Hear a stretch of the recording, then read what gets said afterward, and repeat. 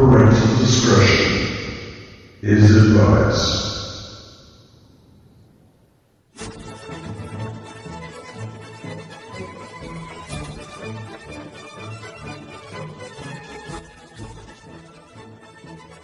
Hello and welcome to the Liam Scheff Show on Truth Frequency Radio, UCY TV, and every other place you'd like to shop for great anti-science radio. Not really. Actually, we're more scientific than the scientists. That's a problem that they have that they don't understand. Before we get started on today's show, which will be about outer space in the first hour, and grab bag in the second, we'll see. What haven't we touched in a little while? We could do... Well, I just want to get with this topic. I have some ideas. We're going to go to outer space in the first hour, though. I want to talk a little about what science is and what it fails to be. But before that, I'm going to tell you about the book that I'm writing. It's called American Heretic. I need to spend more time writing. I've been making some videos. I've been having a personal life. I know, right? You know, seeing the people I care about, taking some time off here and there, taking long walks. I seem to have hurt my shoulder through repetitive strain injury. Oh, no, hey. Well, shoulder, I said. Shoulder, not wrist. And it's hurting, and I now have to look up cruciate tears and rotator cuff tendon. Oh, balls. Getting old is not good. It's not fun. I don't enjoy it. It's all bullshit. Your hair thins. Your teeth get bad. It just God damn it. Who invented this world? Okay. That's out of my system now. I'm going to talk about the sciences. I want to talk about Big Bang and astronomy, because I tell you that it's not true, but you should realize it for yourself. You know? I mean, you should come to it yourself and say, okay, I get it. I mean, I don't know exactly what's true, but that is so full of problems. I'm not going to give it a free pass. So we're going to do that in the first hour. In the second hour, I don't know. I'm going to think for a second. I know I'm on air. I know I shouldn't be quiet, but I'm just going to think for a second.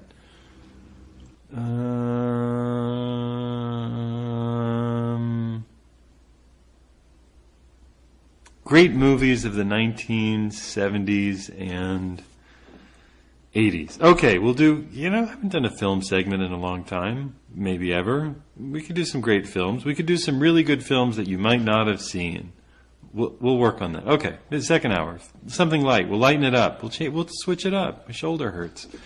What am I going to do? Life is so hard sometimes. And I have not the hardest life in the world, but if my shoulder doesn't work right for the rest... Do you see how I panic? My shoulder's not going to work right for the rest of my life. I can see all of the normal activities that I do. I'm very physical. I'm pretty athletic. I'm always out there doing stuff. Oh my God. I've spent some of this last week reviewing this thing called Suspicious Observers, which is an interesting new wrinkle on plasma physics, plasma cosmology. There's a guy named Ben Davidson. He seems bright.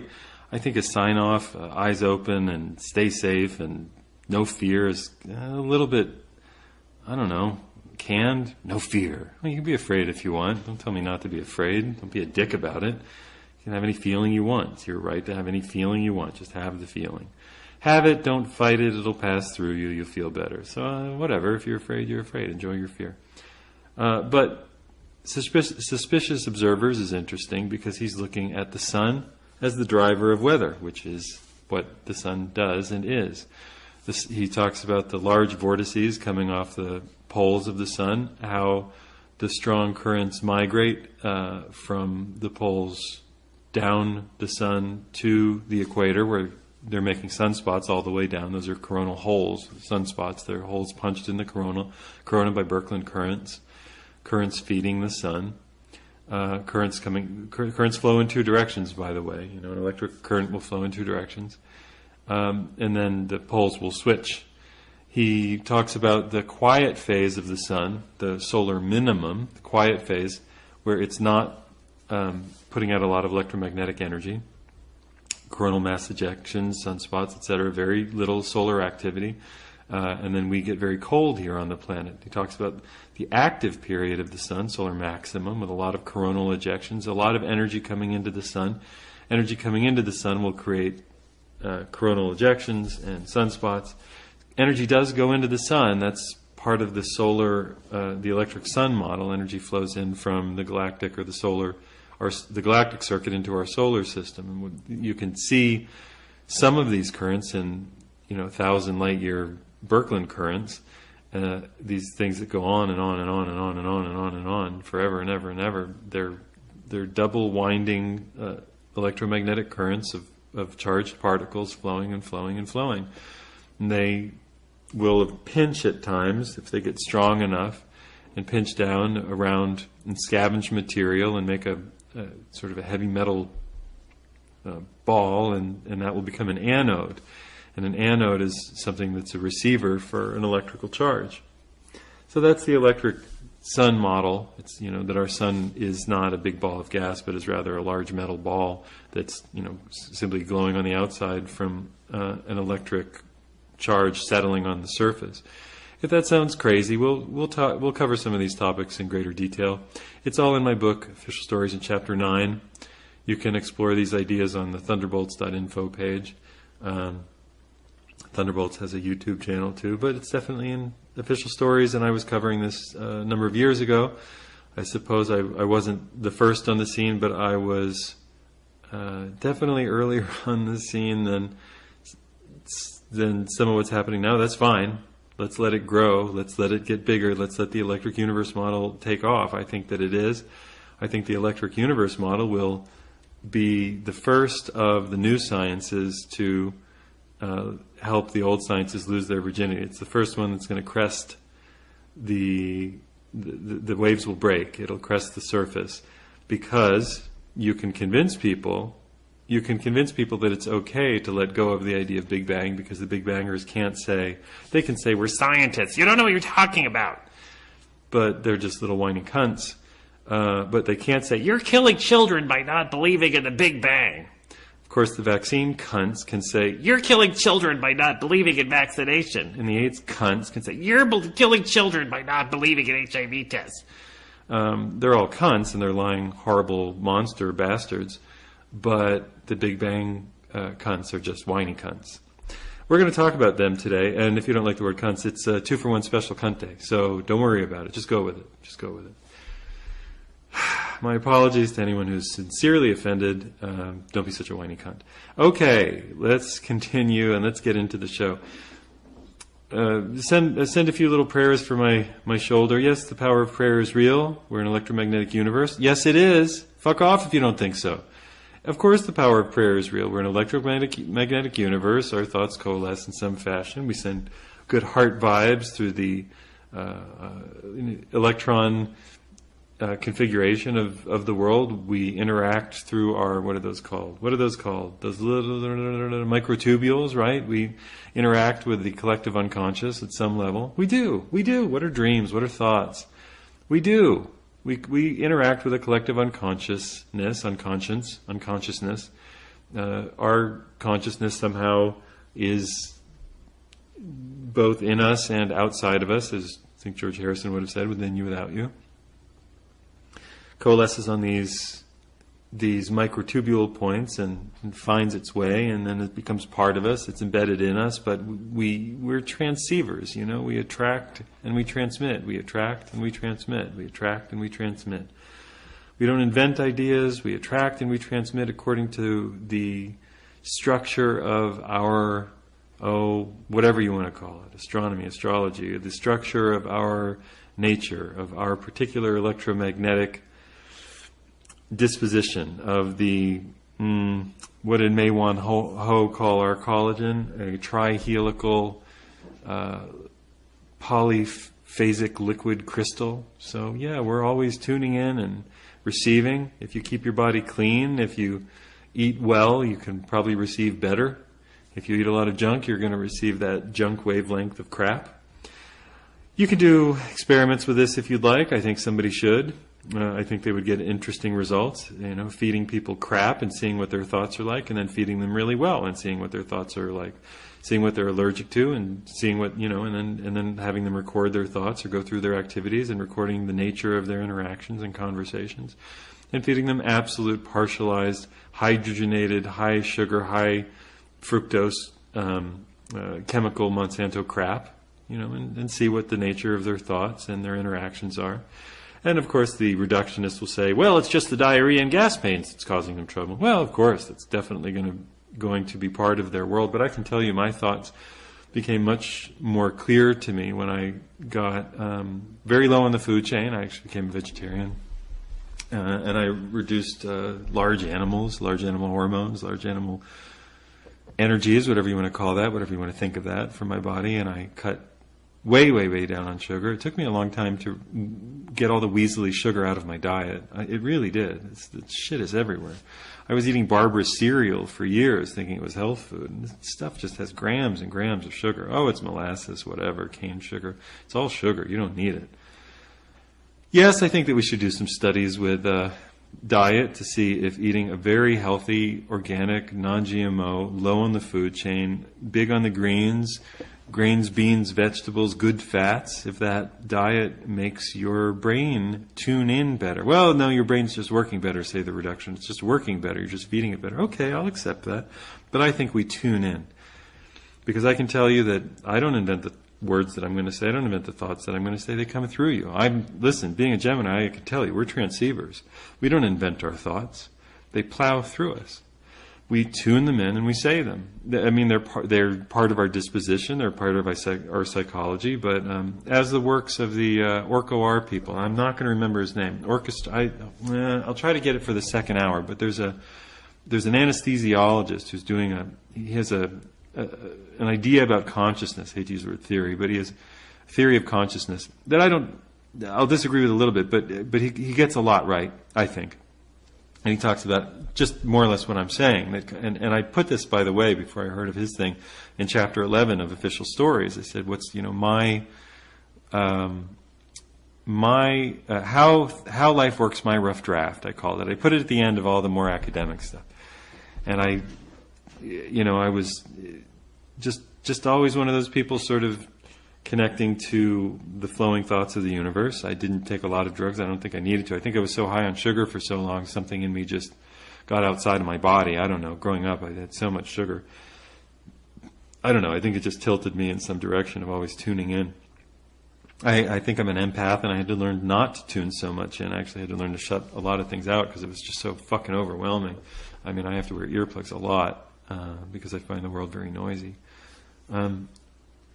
But I read Rupert Sheldrake, but even before that, I was just always tuning into other people's feelings, feeling what they were feeling, almost saying what they were feeling before they would tell me. And that was just the way it was for me, and it was very upsetting. Frankly, it was very confusing. And some people would, really like me for it, and then I would say something really that they didn't want me to say. Like, I would just sort of tune into something they were, you could say I was reading their face, but I wasn't aware that I was reading their face. I just knew where they were going. And I would say it, and then it was too much. So I had to learn to really be very careful and restrict a lot more of that kind of stuff. Then I read Rupert Sheldrake, and I went, oh, yeah, okay. I know where I live now, He called them morphogenetic fields, I think. But anyway, some sort of electromagnetic, energetic field in which you could say undecoded thoughts are carried. And the guy, and I can't remember his name right now. I think it begins with an H, and it's very German. I can look it up for you. Let's just do that. Let's just pause for a second. Let me look this up for you. O-R theory. Here we go. And orchestrated objective reduction combines Penrose. So his Hameroff. That's it. But the guy I'm thinking of is, I think Hammer.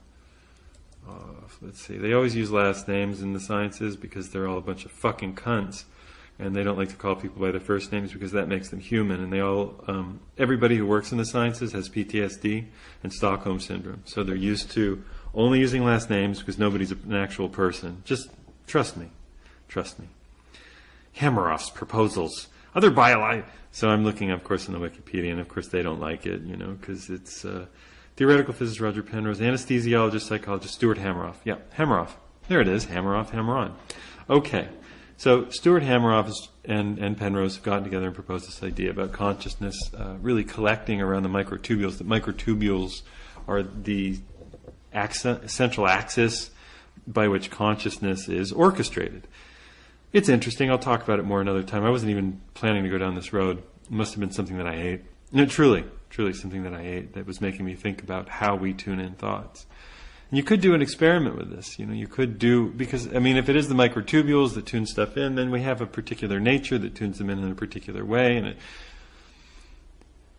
then you have to ask, not who, but what devised the system by which microtubules would tune in electromagnetic signals. And you can ask that question all day long. But I'm not much of a reductionist. I'm a semi-reductionist, semi-holist. You got to reduce, you got to look at the small parts, you got to see how things work, and then you got to back off and see how things work from a different angle, from a different perspective, from a distant perspective. Go back, go forward, go back, go forward, go back, go forward, go in, go further in, go further in, go further in. Now pull way out. Go in, go further in, go further. I know it sounds like a sex joke, but it's the way that you should really be doing research. Go in, go further in, go further in, go further in, then pull way out. Don't get stuck under the microscope. Don't get stuck a million miles away from the field. You gotta traverse the whole landscape. That's how you got to do it. So they have a concept that's now making the rounds called orchestrated objective reduction, or ORC-OR, which, Stuart Hameroff, I'm going to call him Stuart, has got some crazy ideas about how you could replicate consciousness by taking a scan of the eye. I'm saying, dude, of course you can't.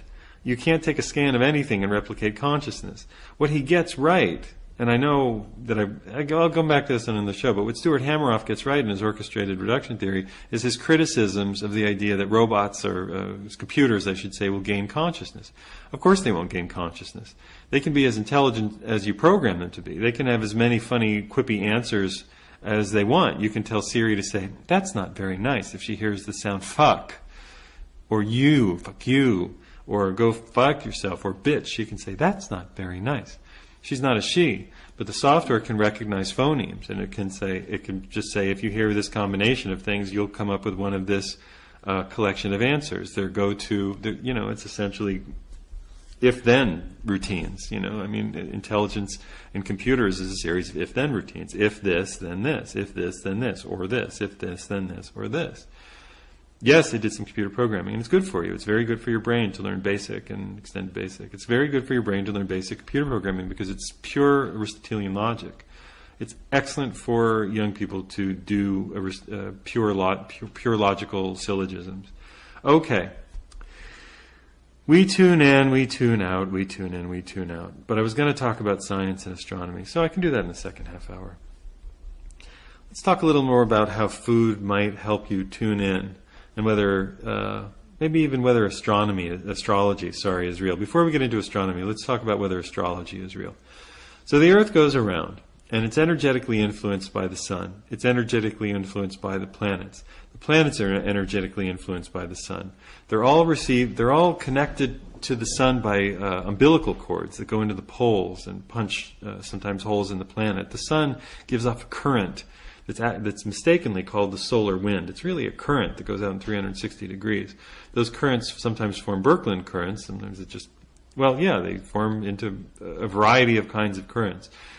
Christian Birkeland was Norwegian researcher who said that the aurora that were so visible in the northern latitudes and the deep southern latitudes were electrical.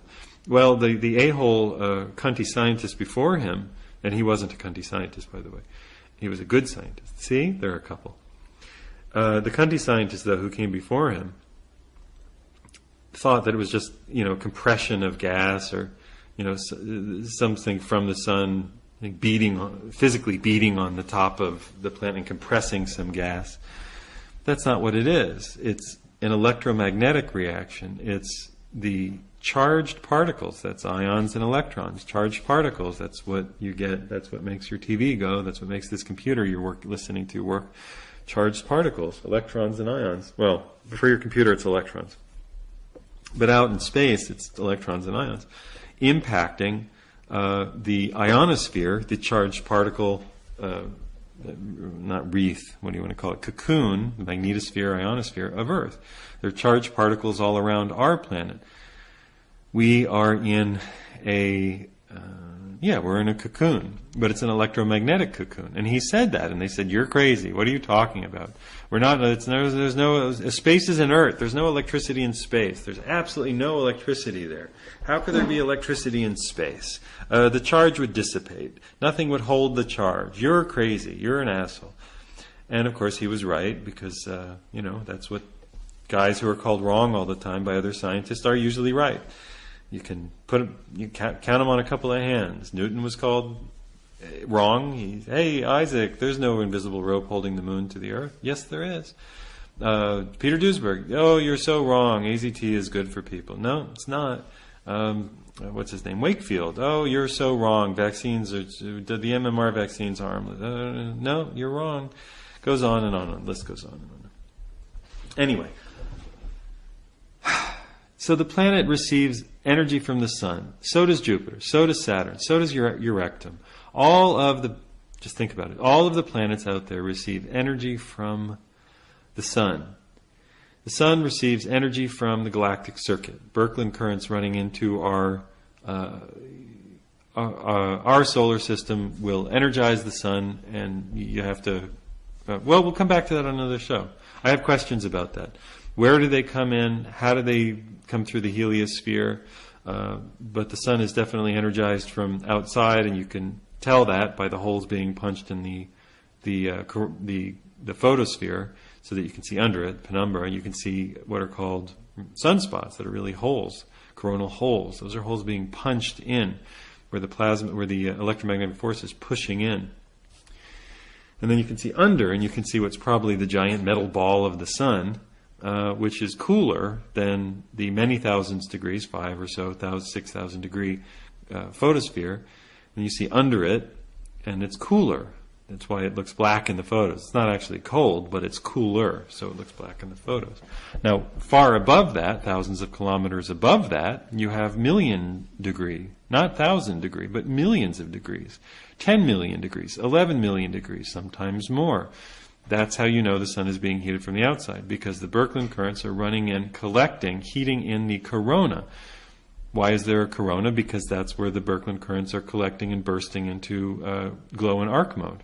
That's what the corona of the sun is. It's the place that it's getting the hottest. Then the electromagnetic charge lands and forms vortexes all over the surface of the sun. So if you look at a close picture of the sun, you'll see the vortexes look like tornadoes, tornadoes of fire, huge tornadoes of fire all over the sun. That's what, when you look at it, it looks like hot, squiggly, sort of rolled up spaghetti. Those are fire tornadoes, plasma tornadoes. It's not really fire, it's plasma, which are molten charged particles. And the whole thing is a plasma. And even mainstream science will say the sun is plasma, but they think it's a nuclear bomb somehow inside. So good luck with that. Anyway, let's think about astrology for a second. We're supposed to be affected by very distant stars. Well, I'm making the case that we're certainly affected by our star and by other planets. So whether we're deeply affected by the other distant star groups, I don't know. We can think about that another time. But we're definitely impacted by other planets because we share the energy coming in from the sun with the other planets, and Jupiter can draw more, Saturn can draw more. Mars can be tickled by our tail, and we can be tickled by Venus's. Yeah, we all have long tails going around the solar system. We all have long electromagnetic tails, and Venus is wispy, and they call it hairy. They used to call Venus the morning star. They related it to a comet in the ancient religions. Slightly pre-Greek. You know, that part of history that's so mysterious, before all the great civilizations suddenly burst from nowhere. Venus was recognized as a giant star burning through the sky. Mars was recognized as a very violent planet, the red planet that wreaked fire and havoc down on Earth. Well, there are people who think that that's because we were in a different relationship with those planets, and that we were paired with them differently, and that we interacted with them in a terrible emergency more closely. But maybe we'll talk about that later. Is astrology real? It is to me in some ways, but I'm not going to make a giant case for it. I like it. I think it's a great way to analyze yourself. But then you have to say, if astrology is real, it just means that you have these habits that you kind of tune in. If I'm a Gemini with a lot of planets in Taurus, then I'm a very earthy Gemini, and I relate to many sensual things, and I'm fairly easygoing at some level, but I'm also very communicative, and I like quiet and peace and sex and food and security. Well, who doesn't, you'd say. The skeptic would say, well, who doesn't? But everybody's driven by different things. So, give astrology its due. At least it's an interesting way to divide the personality into at least three major zones. Your rising sign, the thing that you need to present to the world, your sun, the thing that you're drawn to for work, call that your major sign, and then your moon sign, your emotional disposition. Now look at your Mercury, how you communicate. Look at Venus, how you relate to, again, passion or sensuality or food. Then look at Mars, how you fight. You can say that it's a nice metaphor, but it's an interesting way, again, to subdivide the personality. I find it a little more interesting than the simple Freudian id, superego and ego. I think it's kind of a better shorthand than all the Jungian archetypes. Anyway, it's enjoyable. And I know this has been a rambling open segment, but hopefully I've kept you interested. In the second half hour of the first hour, we're going to jump right into astronomy, now that we've talked about so many other things in a galloping fashion. This is the Liam Scheff Show on UCY TV. Get ready to see if astronomy is true. We will see if it holds up to true scientific critique. I'm not going to defend astrology as being truly deeply scientific. I enjoy it, but I'm not trying to vaccinate people based on it, and I'm not trying to steal billions of dollars based on it. So I give myself a kind of a free pass to enjoy it as an art. Let's see if astronomy holds up as a science. We'll do that in the second half of the hour on the Liam Scheff Show on UCY TV, Truth Frequency Radio.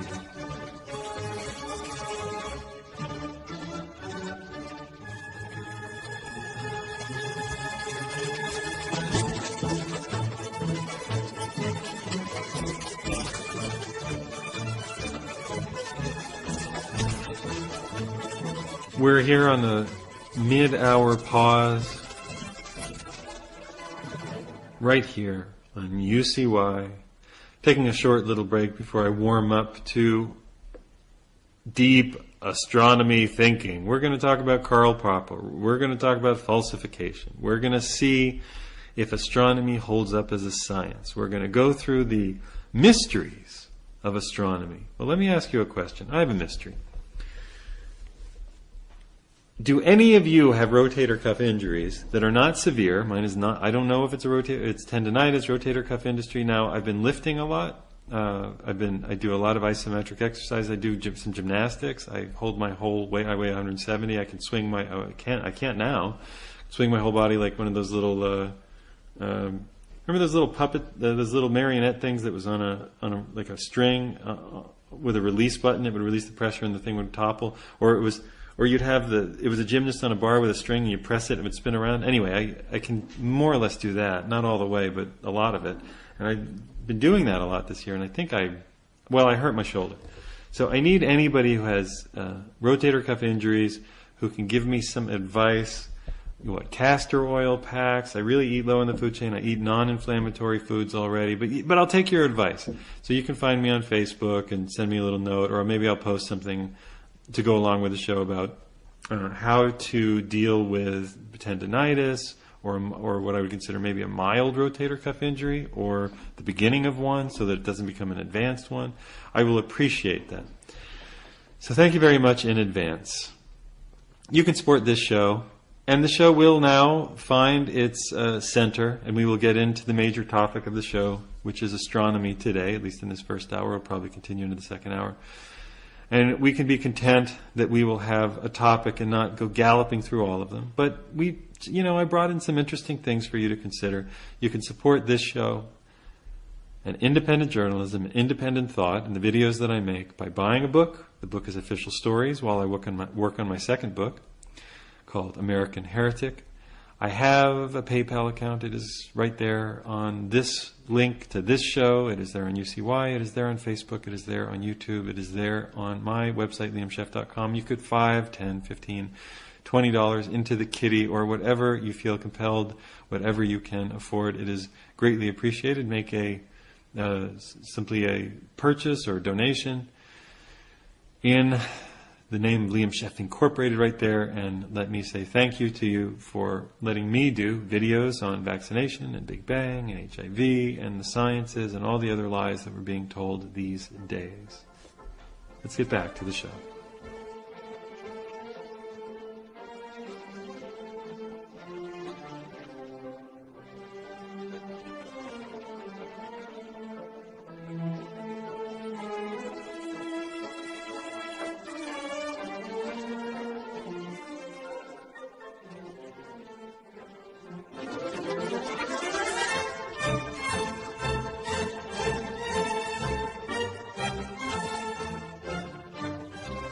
Bienvenue and welcome back to the Liam Scheff Show. Welcome back. Bienvenue. Welcome. Welcome. I need some, well, that's the wrong music. Well, what are you going to do? Welcome back to the Liam Scheff Show on UCY TV, Truth Frequency Radio, and wherever finer talk shows are sold. We've been talking about whatever has come into my mind. That's the nature of this show. It is a mind trip. Maybe that's the name of the Mind Trip with Liam Scheff. Hi, welcome to the Mind Trip with Liam. We're going to explore the undiscovered places of your cunty imagination. A lot of use of the word cunt today. There's another 2 uses of it right there. No warning. Parental guidance suggested, I suppose. I have a... Look at that. I have a pamplemousse over there. That's French for grapefruit. That's a funny word, grapefruit. I am not a grapefruit eater, but I am excited to have this grapefruit tomorrow. I just feel I want to cut it and squeeze it and juice it and mix it with a little stevia and drink that down. I'm going to enjoy the liver and kidney cleanse that it provides. And I think I have some salad with some flax oil. I have some flax oil and nice arugula salad. What else will I have? I'll make a dressing with a little salsa and flax. You don't think that would work, but it does. Trust me. I know what I'm talking about. You can maybe a tiny bit of balsamic, a little bit of apple cider vinegar, a little extra salt. That's good dressing. Chop an avocado, mix that in. Now you see, huh? You mix the avocado, the salsa, that other stuff for the dressing. I have some walnuts. I'm going to mush that together and mix that with the arugula, and then I'm going to have a really rich salad. So I'm going to start with a light cleanse and have a nice fatty avocado salad, and that is going to be lunch. I don't eat breakfast. I don't like to eat before 11 or noon. I just don't. It doesn't do me any good. My body runs very well on whatever it has stored from the previous day. Of a very fast storing liver in terms of glycogen. If I sort of pack it in during a meal, and then I can go like a camel for a long time. I don't tend to eat a lot of small meals. I eat 2 meals a day. If you were asking, if you're ever curious, Liam, how many meals a day do you eat? Well, now you know, 2. I don't like to eat 3. If I have to have a snack, it's small. I try not to overeat at one meal and undereat another. Try to keep them about consistent, but sometimes we'll eat just too much at one meal, and I'll barely eat the second meal, but I'll just force myself to eat a little salad or something like that. So what does that have to do? Maybe that's because I have Venus maybe because of Venus in Taurus. Maybe because Venus is in Taurus, I'm so centrally oriented that I just can't get enough of things that feel and taste good. So, you can relate that to sex with a lover. You can relate that to chocolate going into my mouth.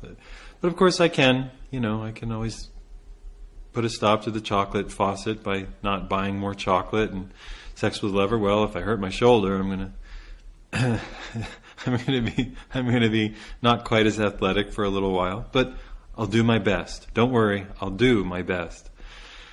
So what else is going on? We talked about food and energy and consciousness and a stream of thought and a stream of consciousness. It's Stream of Consciousness with Liam Scheff. That's a good name for my show.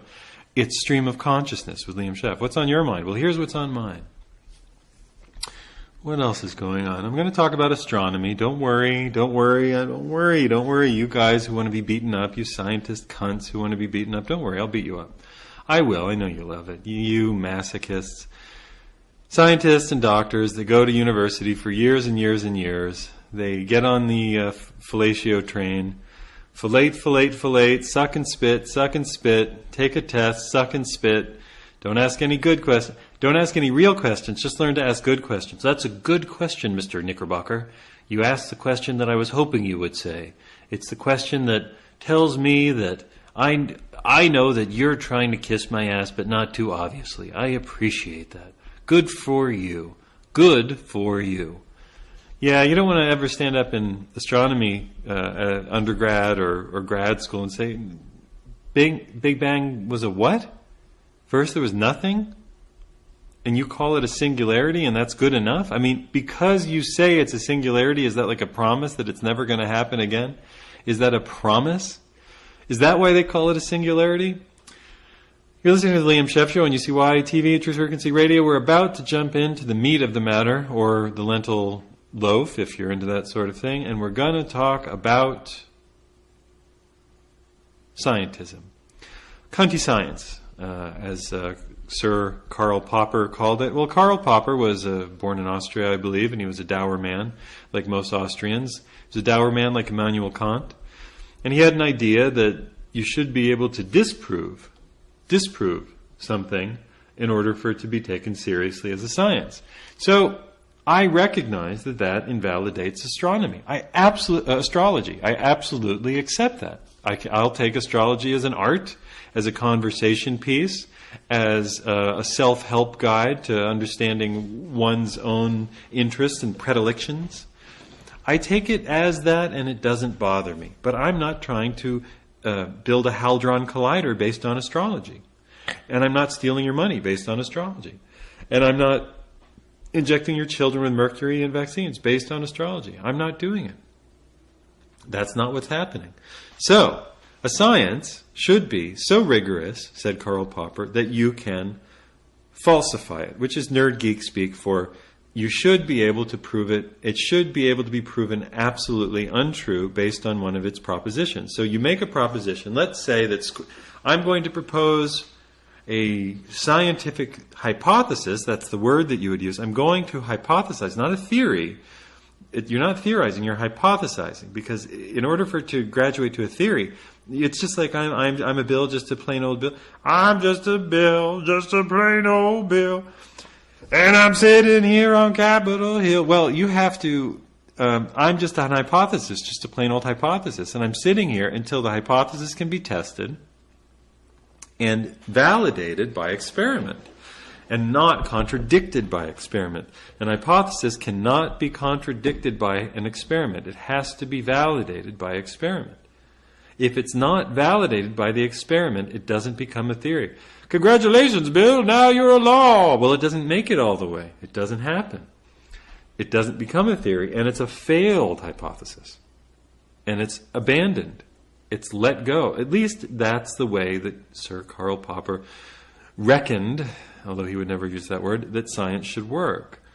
That's considered very old-fashioned these days when you don't have to prove anything. In fact, the less... my axiom of science is that the less provable, the less clear, the less likely an hypothesis is to ever be proven, the more funding it will receive. Think about it. So Karl Popper would say that you should have to be able to falsify something or it's not science. If it's not falsifiable, if you can just squirm around the edges and come up with it ad hoc, what they call ad hoc, which in the Latin means to this. So you're somewhere and you just have to fix something. Let's say that you have to fix a table and you're at a restaurant and you grab a wad of napkins and the table's imbalanced, so you shove it under one leg of the table, and that's good enough for now. That's an ad hoc correction. It's an ad hoc fix. What would we call it? Duct tape. It's a duct tape fix. Duct tape fix. Just use duct tape wherever you can to fix everything. Maybe that's what my shoulder needs, some duct tape. Probably. I mean, I'll just duct tape it every fucking day. So, Karl Popper had this rule, and you have to be able to falsify things. And if you can't falsify things, it's not science. Let's take that idea, shall we, together, hand in hand, and walk into astronomy. Now, it wasn't that Karl Popper was right about everything, but he had this idea, and this is what science probably should aspire to be. Let's have a look at astronomy. One of the things you can do, if you're interested, is go online and type in Mysteries of Outer Space. And no, you won't get the Creature from Outer Space or what's the movie with Leslie Nielsen where he fights the invisible space monster that's really the id of the scientist the evil scientist. Yeah, I don't remember what that's called. But anyway, Journey to the End of the whatever. So it's not that. What is... You go to Mysteries of Outer Space. Great Mysteries of Outer Space, Unsolved Mysteries of Outer Space. And you get, here we are. Biggest... Here's one at nationalgeographic.com. We all trust National Geographic. Let's just start with something that defies scientific theory. Let's define the theory, shall we? Define our terms. First, there was nothing which exploded. There you go. It's Big Bang. First, there was nothing and it exploded. Then it sped up, and it's still speeding up, and nobody knows why. Really, that's it. That's the idea. It's not falsified. Is it falsifiable? That's the question we're going to ask. Is it provable? Well, no, you can't test it. You can't say first there was nothing because we don't have a null field. We don't have, I don't mean Gary Null. Hi, this is Gary Null. Hey, he's a cool dude. Hey, you know, he's a very smart guy. But we don't have a null field, something with nothing in it. We can't invent something with nothing in it. We don't know what it would be like to have nothing and then to have a singularity make everything. Why do they call it a singularity again? That's their promise to all the students, filleting the professors intellectually, that it will never happen again. It's a singularity. You'll never have to remember any other thing like that. I know it's illogical. It's a singularity. We promise. We won't do it to you again. So Big Bang is a singularity. They promise they won't do it to you again. Can you test it? No. Well, that automatically falsifies it. If it's not testable, it can never graduate from being a bill to being a law, from being an hypothesis to being a theory. It can't happen.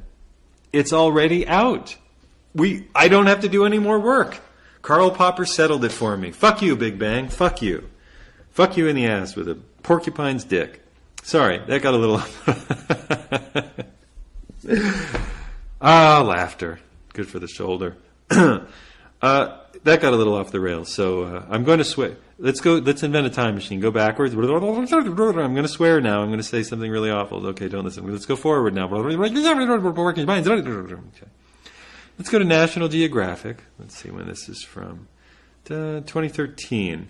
Here it is. Biggest thing in universe found. Defies scientific theory. Wait a second. If it defies scientific theory, doesn't that mean that it falsifies the theory? Big Bang's already in trouble, and we're already on our first article. Talk about a whopper.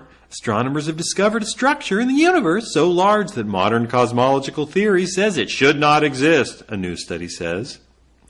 Using data from the Sloan Digital Sky Survey, an international team of researchers discovered a record-breaking cluster of quasars, young active galaxies, stretching out 4 billion light-years across. Remember that Big Bang mythology, because we can't test it, states that everything started at nearly a null point. We don't know. I mean, it's a singularity. It was, and then it became everything. So that explodes, and somehow they've decided that they can imagine what's supposed to come out of nothing exploding. And they think that 4 billion light years across is too much, and an inch is okay. I say that nothing exploding doesn't even make an inch worth of galaxy. That's what I say. Not even an inch. Anyway, this doesn't work for them. This discovery was very much a surprise since it does break the cosmological record. It's the largest structure in the known universe, says study leader Roger Clowes, an astronomer, really, at University of Central Lancashire in England. I knew he was English. This discovery was very much a surprise since it does break the cosmological record as the largest structure in the known universe. I'm sure that's how he sounds. For comparison, our own galaxy, the Milky Way, is just 100,000 light years. A light year is 6 trillion miles, I think. So 100,000 light years is not just. There's no just. While the local supercluster of galaxies in which it's located, that's us, the Milky Way is located, the Virgo cluster, we're in Virgo? We're so fucking uptight, is only 100 million light years wide. Sorry, Virgos. You know I love you. But you guys do get a little wound up. Come on. A little fussy. Come on. An orgasm now and then would help. Okay, I'm sorry. I'm just saying. Don't tell me that you haven't met any Virgos who just need a good, okay, all right, I know. It's not science.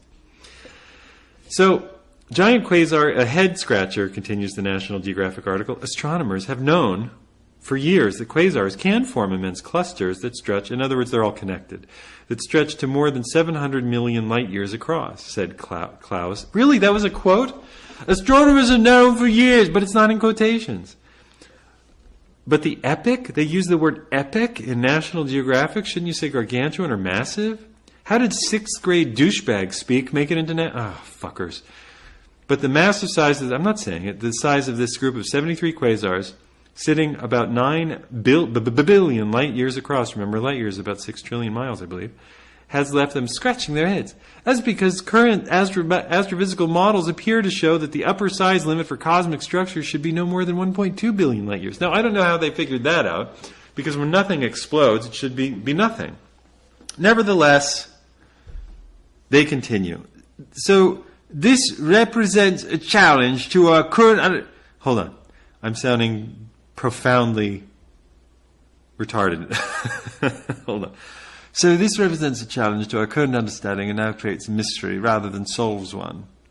Aha! Did I not say the least reasonable, the least provable a scientific idea, the more funding it will require? Here it is. So this represents a challenge to our current understanding and now creates a mystery rather than solves one. Suddenly he became Mick Jagger, Klaus said. In other words, it doesn't disprove Big Bang. It's just a mystery. Send funding. Can the Big Bang be falsified? Not in this National Geographic article. They just want more money. Let's move on. Let's move on. What are the largest mysteries of the universe? And let's see if any of them can be answered by plasma physics. I think some of them can.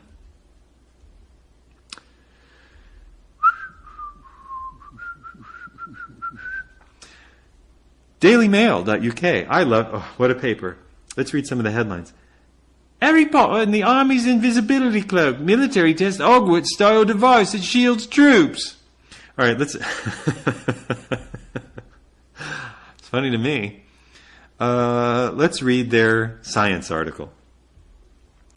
Scientists... They're all English. I can't help myself. Scientists have revealed that the 8 biggest unanswered questions surrounding our universe. They range from the mystery of dark matter, which makes up 73% of everything but has never been identified, to questions over why our sun is hot. Formulated by the prestigious journal Science, have all been raised by the leading scientists in their field, each of whom also wrote an essay on the topic. So, the journal Science brought everybody together and said, can you give us our biggest mysteries of outer space? Because we know what it is. It's Big Bang and we know that it's true. And don't ask any questions or you're douchebags who don't believe in science. But there are these mysteries. And they have an essay for all of them. I didn't realize that dark matter was a mystery, though. I thought it was a fact, because if you deny dark matter, you're a denier of science. They say, here it is, the greatest unsolved mysteries of the universe, according to the scientists who can't work them out.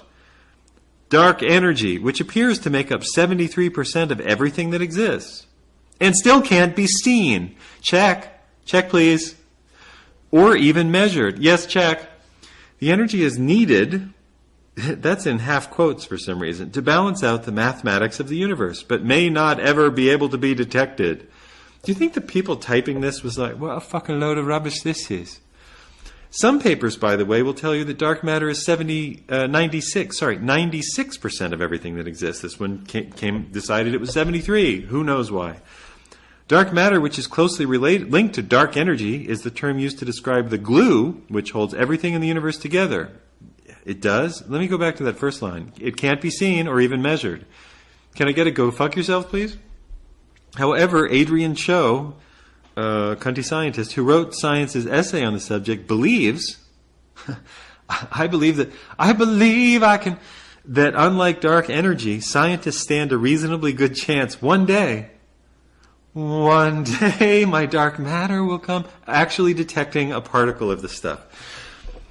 Let's move on. Where are the missing baryons? I think, isn't Drew? Oh no, it's Barrymore. Baryons are particles that make unnormal matter. But for some reason, when adding up dark energy, dark matter, and then leaving the rest to baryons, researchers can't come up with a number that equals 100%, hence the mystery. Let me go back to Hogwarts and the magical quote. None of that was real. None of it had anything to do with reality. Let's move on to number 3. Is Karl Popper happy or sad here? Is this science that is allowing itself to be falsified, or are they making up Loraxes and giant invisible space bullshit, and is Big Bird and Snuffleupagus running around in NASA right now? This is the prestigious journal Science is asking these questions. Why do stars explode? Many of the processes of star formation and solar system formation are known. Really? But no, they're not. But researchers admit they still don't really understand what goes on in a star when it explodes, forming what is known as a supernova. Well, I do. It's a double layer. It's an electrical double layer circuit overloading and exploding. Well, it's an electrical plasmic phenomenon. But they won't look at that. They won't talk about that. You can look at plasma physics. You can look at Wal Thornhill's work to figure that out, or Don Scott's his book, The Electric Sky. You can do that by looking at plasma. You can understand that there are Birkeland currents, Langmuir sheaths. You can understand there are scientists like Christian Birkeland and Irving Langmuir who worked on plasma. Hans Alfvén, who worked on plasma, they could tell you what a double layer is. It exists. It separates charged particles into 2 discrete layers with isolated charges.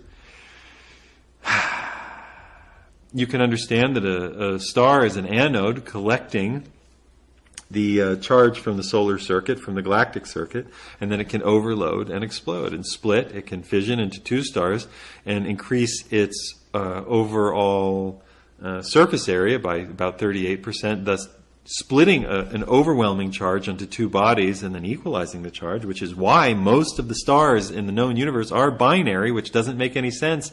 I left a bunch of socks there and they turned into a star model, which we have from Immanuel Kant. What reionized the universe, asks Science through dailymail.uk. For a few hundred thousand years after the Big Bang, electrons were stripped from atoms. And we have no idea why. Because it's an electrical universe? Why do you think for a few 100,000 years after the Big Bang, electrons were stripped from atoms? Because they're charged particles? And you think that's why they're charged particles? They're charged particles because the whole universe is electrical. And it's running and running and running and running and running. It's not reionized. It's always ionized. It's always ionized because 99.99% of the universe is plasma. You're asking the wrong question. Are they allowing this to be falsified, or are they just carrying on with their bullshit? Is Big Bang true? These are their questions. These are their questions. What is the source of the most energetic cosmic rays? We're bombarded with them every day, yet researchers can't agree on where they come from. Our atmosphere shields us from most of the rays. What's a ray? A current. What's a cosmic ray? It's an electromagnetic current. It's an X-ray current. It's a gamma. It's a current emitting a form of radiation. How do you get radiation? You get radiation through strong electrical currents, which can form synchrotron radiation, and there are probably other kinds of cosmic rays that I'm not aware of, and you can write to me and tell me what all the kinds of cosmic rays are. I'll look it up for next time. But you can create synchrotron radiation and other kinds of radiation through electrical and plasma forces. By having a strong electrical current in space that's pinching down and accelerating, you'll create synchrotron radiation, but you certainly create you'll create, sorry, I know I'm biting on my tongue on this. You will create, radiation is a form of electromagnetism. Radiation is in the range of electromagnetic particles. Some of the radiation we have on Earth is clearly I'm out of my element a little. I'm going to look some of this up. But some of the radiation we have is from the decay of atomic nuclei. And I don't think that's what they're talking about. I think they're talking about highly accelerated material that gives off synchrotron radiation. If I'm wrong, write me and correct me. But if what I'm saying is correct, it's because of what I just said. Because currents in outer space will become accelerated by the flow of charged particles, and they'll give off synchrotron radiation. They'll form toroids and focuses, plasma focuses, which will hyper-accelerate plasma and shoot it out. And you can see that in NASA's pictures of mystery objects. They'll call them black holes. They'll say black holes are spitting out, a beam of hot gas. They'll call it hot gas. Not hot gas. It's ionized plasma. 100 light years long, 1,000 light years long. Well, that's going to give off radiation, and I think that's exactly what they're talking about. I'll come back to that, but I think that's it.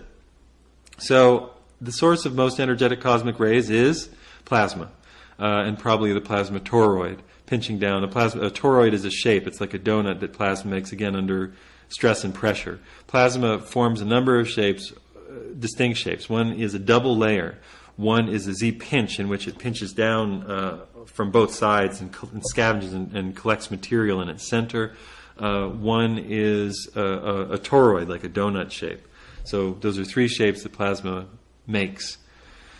Why is and I'll come back and do a whole show on plasma just so I'm not leaving it, but I'm going to move on to get through this whole list. Why is our solar system so odd? Did our solar system form the way it did following a logical steps, or was it just chance and chaos? Nobody really knows. Not true. Not true. Our solar system is most definitely the island of misfit toys. And when we get back from the break, we will explore our solar system a little and how it accumulated on the Liam Scheff show. We're still in the science. We're still in the Daily Mail, dailymail.uk article, seeing if Big Bang is allowed to be falsified. It's not. We got, why is our solar system so odd, and why is the sun's corona so hot? Well, I already covered that one without meaning to. When we come back, we're going to talk about our solar system and the collection of odd planets that it is, here on the Liam Scheff Show. I will come back with a definition of gamma rays, synchrotron radiation, and some other things for your listening pleasure. Stay tuned.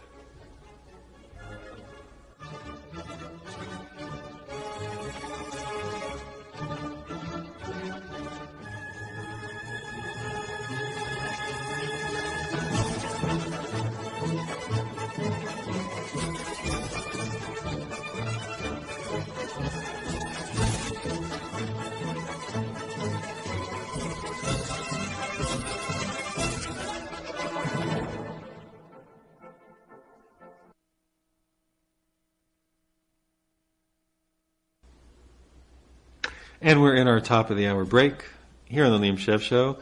We're going to come back with some definitions for some of the stuff I was garbling over, but I still think I nailed it. I'm going to test myself. I still think I got it. Upcoming shows, we will discuss global warming, CO2, the solar cycle as it relates to global temperature change. I think climate change. Climate change is real, but what makes climate change? It is not CO2, or CO2 is a minor actor, and the sun is the major actor. We'll talk more about the galactic circuit, see if I can get some more information about the Wal Thornhill, Ralph Jurgens, Don Scott extended model of an electric sun. We'll see if we can do that. We'll see what else we can do. We'll talk. Global warming. That's a good one to talk about. We'll do a whole show. I'll come with about 5 or 6 articles. We'll work through them. I'll give you the ins and outs. I'll read to you from the mainstream and see if anything they say is remotely, consistent, I think becomes the question. Because it's not that things don't shift. We're clearly in a period of great shift. But we're also in a period in which the solar poles the Earth's poles are beginning to shift. The magnetic poles are beginning to shift. And I'm not talking about Nibiru, and I'm not talking about Anunnaki. I'm saying that the magnetic poles are sliding up and down. And that's kind of weird and a little bit scary. It's happened before, but it's never happened in conjunction with the great weakening of the magnetic field. So who knows? Maybe this is one of the great, maybe we're headed toward another great Noah's or Gilgamesh's flood on the surface of the planet. But I'm going to try to keep it in what is in evidence, what can be discussed in terms of proof. I'm going to be a little bit of a reductionist and a little bit of a holist. I'm not espousing astrology as a science, more as an art, but I'm asking if astronomy is a science at all. It seems to be failing. It's coming up with exceptions that should have disproved the rule of Big Bang. I think it's time for them to move on to a new model. And you know what? They can't get away with hiding behind we're doing it for the children, the same way that vaccines and HIVology and some of the other fake sciences can. Oh, we're doing it for the children. Not Big Bang. You're doing it for your budget. You're doing it for your mortgage. You're doing it for your ego. There are a lot of big egos in astronomy. Sorry, I was going to say little dicks, big egos, but it's just I'm casting aspersions. A metaphorical penis, lack of confidence, perhaps, masquerading under an ability to do math. Who knows? We'll discuss it as we go. You can read all about the electric universe. What is lightning? What are tornadoes? What the sun is? Why Jupiter is really a former star. In the book, Official Stories by me, Liam Scheff. Find it on Amazon.com. Put a couple dollars into PayPal and keep this show on the air.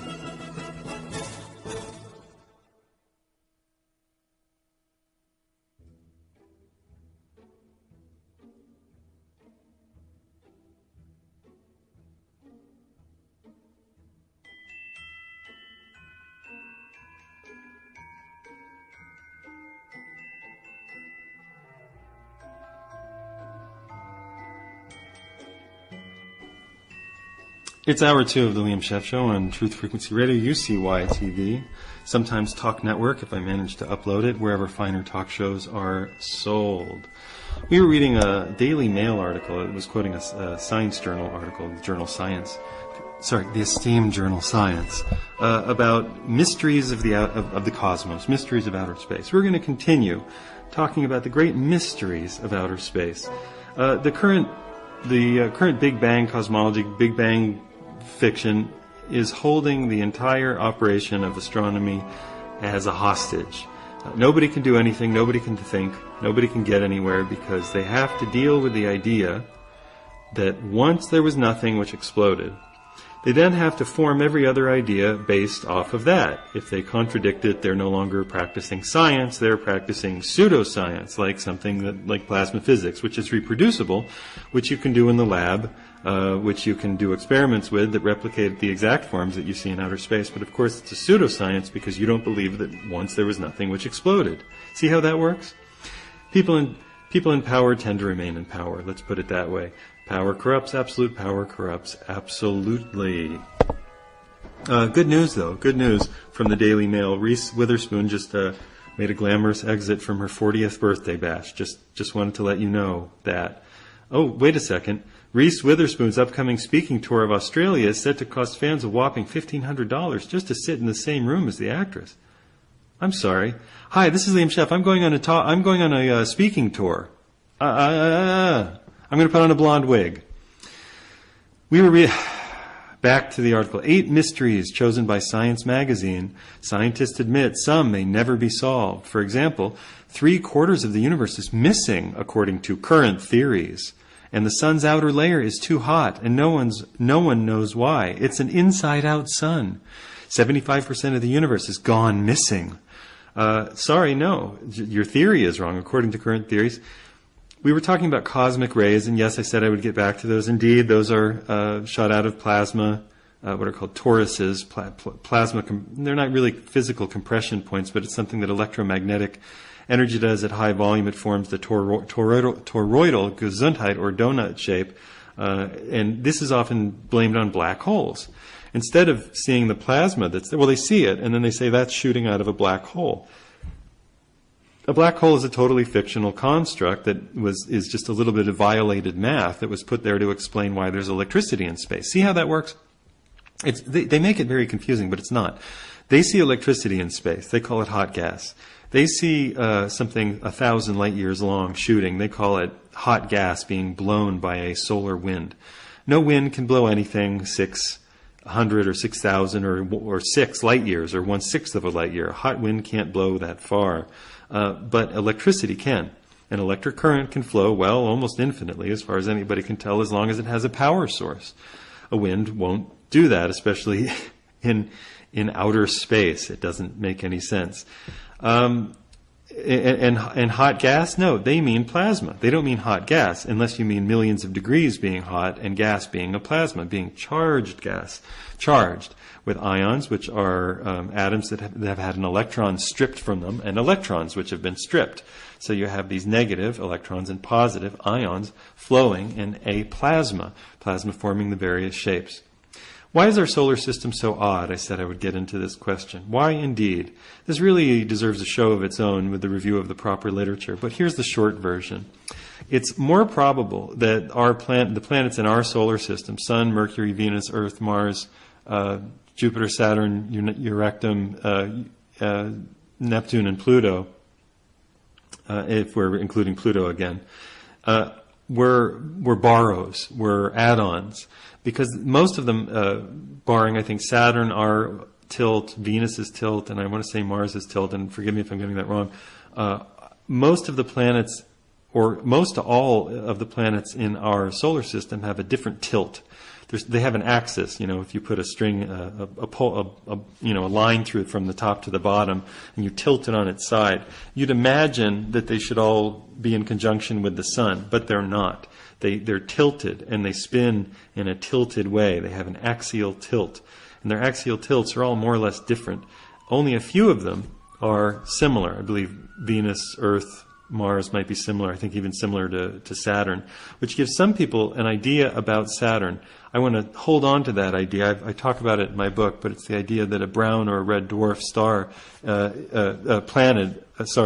gave it away, that a gas giant is actually a red or brown dwarf star that's had most of its electrical inflow stripped by a much larger anode. An anode is a collecting point or an accumulation point.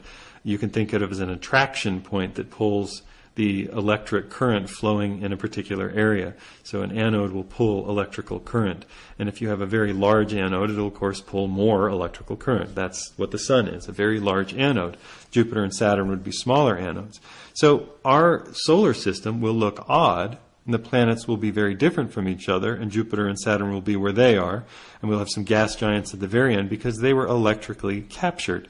This is an idea that Wal Thornhill presents in some of his talks, but they will have been, a gas giant will be a star if it's not in the electrical flow zone of a much, much larger anode. And then it will have its energy stripped from it, and it will look like a gas giant with some unexplained heat qualities, as Saturn, I think Jupiter, have unexplained heat qualities. Astronomers can't explain why they're so hot, because they were stars quite recently. Low-glow stars, to be sure, not, as I said, the sun is only, 5,000 or 6,000 degrees on the surface, but the corona ends up getting to 10 and 11, maybe even more, million degrees, 10 and 11 million degrees. The differential is huge. Huge. So the corona can be in the millions, and the top of the star itself, the surface where you walk on it, or if you could, would only be in the few thousands, handful of 1,000 degrees. Why so hot on the outside? Because that's where the electricity, the electrical Birkeland currents, are converging upon the anode. They come into each other, compress, get very, very, very hot, and just really essentially lightly touch on the surface where they form all kinds of plasma vortices like tornadoes. When you look at the sun through a telescope or through pictures of the sun through the orbiting telescopes, you will see exactly that. Plasma vortices, plasma whirlpools, plasma tornadoes of molten fire. Why would the tornado form? Because that's how charge differentials sort out.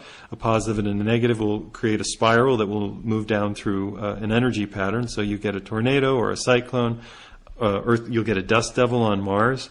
Mars, which has very little atmosphere, doesn't have clouds to store or transmit as a leak in a capacitor. It doesn't have the cloud layer to intercept the electric charge from the sun and from outer space to the electrical charge, the different electrical charge of the planet.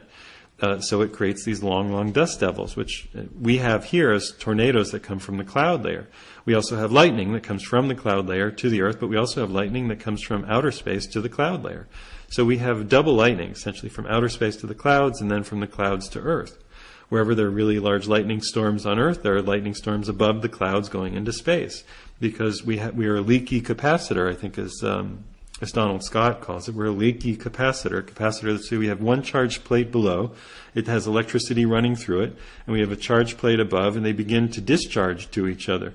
One's positive, one negative, so they discharge to each other, and you have a insulating layer in between, but it's full of holes, or there's some of it is actually able to let some of the electrons migrate between, so you get sparks and charges in between. The same way when you drag your feet along the carpet and you store an electrical charge in your body, and then you touch a doorknob which has a different electrical charge than you. You've stored more, probably a stronger negative electrical charge, and the doorknob is more positive, not having been charged with all those electrons. And you discharge to it. You can even see the spark.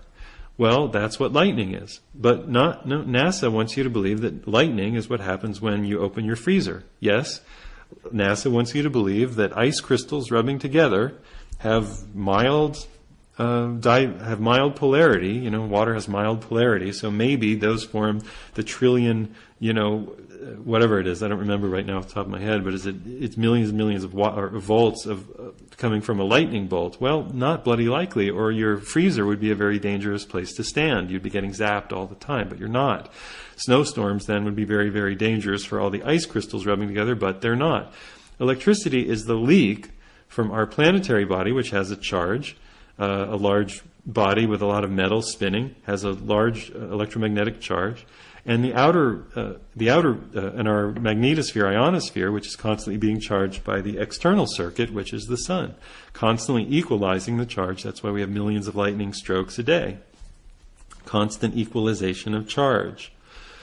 Why is our solar system so odd? Probably because our planets were borrowed. Our sun is a medium-sized star, but much larger than probably what was the planetary suns of Jupiter, Saturn, and those were grabbed electromagnetically, and I'm not going to pretend to understand all of the mechanisms of it, but Walt Thornhill does a very good job in his talks of talking about it. He posts some equations if you're of that ilk and you want to look at some equations of the electromagnetic potentiality of a charged body coming into contact with a charged body, and the way that they'll respond, the way that mass, which relates to gravity, responds to electrical charge, also comes into being. If you want to say, no, it's big inert space, you just have entropy and nothing, and gravity, and there's no way that bodies would do that, you're excluding, again, the electromagnetic force. Again, the electromagnetic force is 1,000 trillion times stronger than the gravitational force. So, electrical bodies coming into proximity of each other will attract. The same way that comets coming from very far away will somehow maintain a long, long elliptical orbit and bound off of our sun, go around it and leave for years, decades even. Why would that happen? Because they're electromagnetic. The electromagnetic force is much stronger than the gravitational force. There's no reason to explain comets by gravity or by being dirty snowballs. There's no reason to explain planets by gravity or by being hunks of rock that accumulated from dust from a primordial disk that just managed to separate into entirely different kinds of planets and the sun. Doesn't make sense. Why is our solar system so odd? Because it's, what's that thing from Rudolph the Red-Nosed Reindeer? Misfit Island, the island of misfit toys. Our solar system is the island of misfit toys. Our planets come from other births.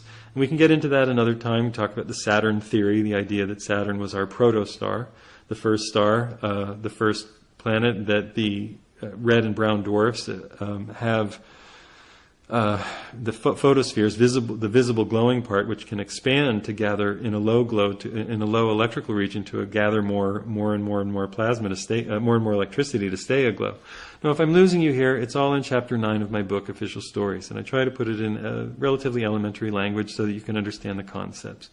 Our solar system is odd because space is electromagnetic and planets get captured. That's why. There, I said it quickly.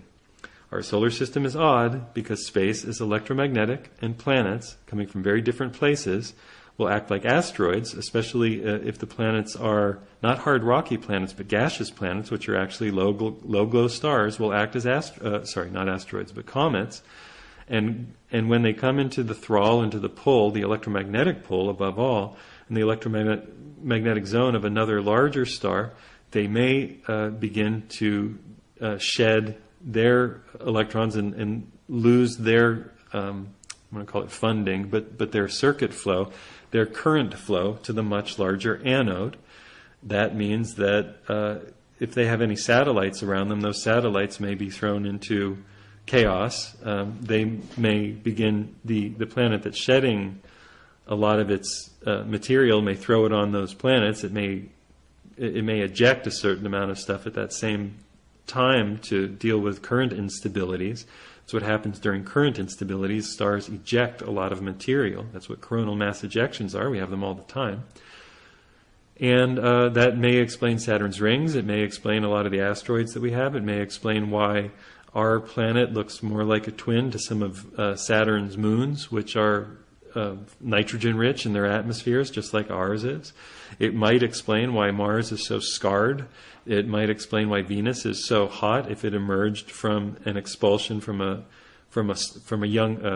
star undergoing dramatic electrical differential change. Anyway, that may be too out there for you. Nevertheless, it is an idea. The only other idea is that there is no explanation. The only other explanation is there is no explanation. And that's why this is in science journals, 8 mysteries science can't solve.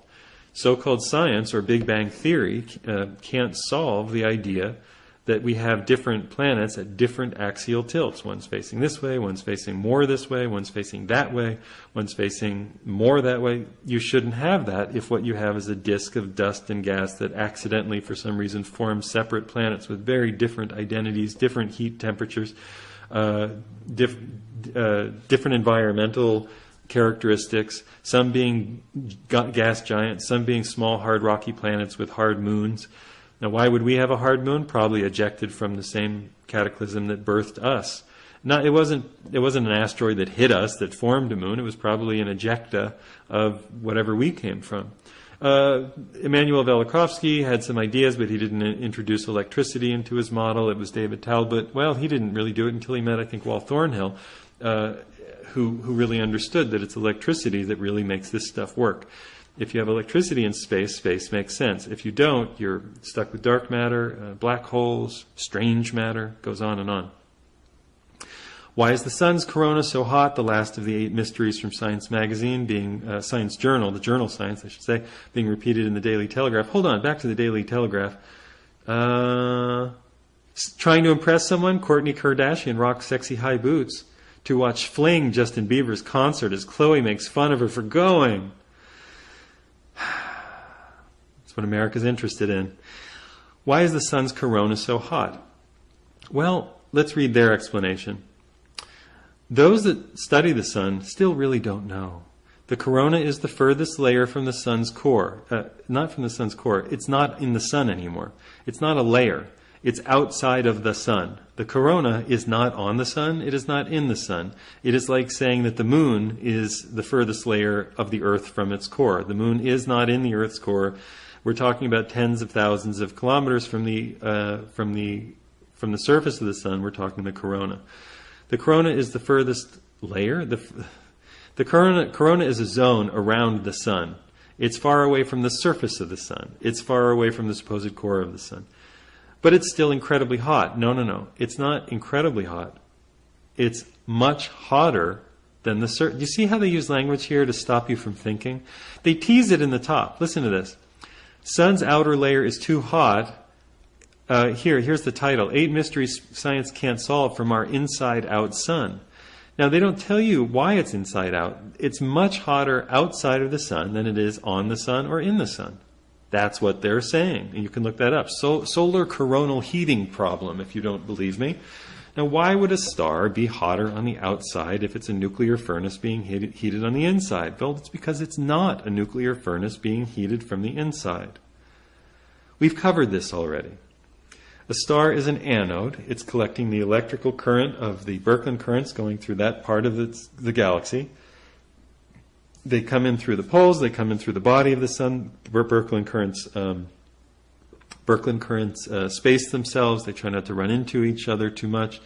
If there's too much current coming in and the current is unstable, you can have an explosion, a coronal mass ejection, if you have too much current coming in, to throw out some material so the sun attracts less material. The sun is scavenging and bringing in material all the time. All the time, material is flowing in from the solar circuitry. The sun is not going to lose matter. It'll lose matter and then gain matter. It's not going to lose material totally. It's going to continue to gain material. If there's a terrible instability, a star can explode. That can happen, and then you get a supernova. It's an electrical instability forming in what's called a double layer, and that's when we see supernova. Supernova look like a plasma gun. If you have a laboratory plasma focus, they call it a deep plasma focus, where you have an electrical. Sorry, we'll get back to it. But I have an actual diagram, and I want to look at it while I'm talking. Let me see if I can get there. Hold on. It's just going to take me a minute to get through the pages. Come on. It's a Beatles song. Come on. Okay, hold on. Orc-OR, I'm stuck on a page here. Rotator cuff. Yes, I'm fucking depressed about that. Yes, I have an injury.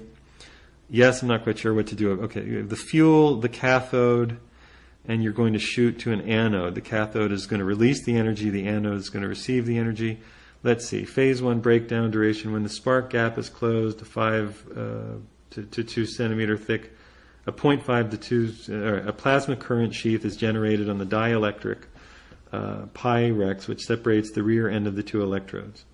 So you have, let's see, a Pyrex, and you have the outer electrode, and you have the spark gap driven by the radial component of the force with a density due to the I don't know that word, concatenated magnetic field. Phase 2 acceleration. Driven by the axial component of the force, magnetic piston, the sheath moves toward the front end of the electrode at a very, very high rate of speed. While very, very, very, very, very high, we're talking 10 to the 6, 10 to the 7 centimeters per second, while the radial component of the force ensures adherence to the inner surface of the outer electrode, so that during the movement along the axis, the sheath collects all the gas present between the electrodes. It's going to collect gas and come into a light, encircle the electrode, begin the compression phase. Anyway, there are photos here. I'm at a website. Well, it's too much. It's frankly too much to bloody read. Wow, that's like 4 web addresses in one. There's an acceleration, encircling of the electrode, cylindrical compression, maximum compression, start of instability, start of expansion, and expansion.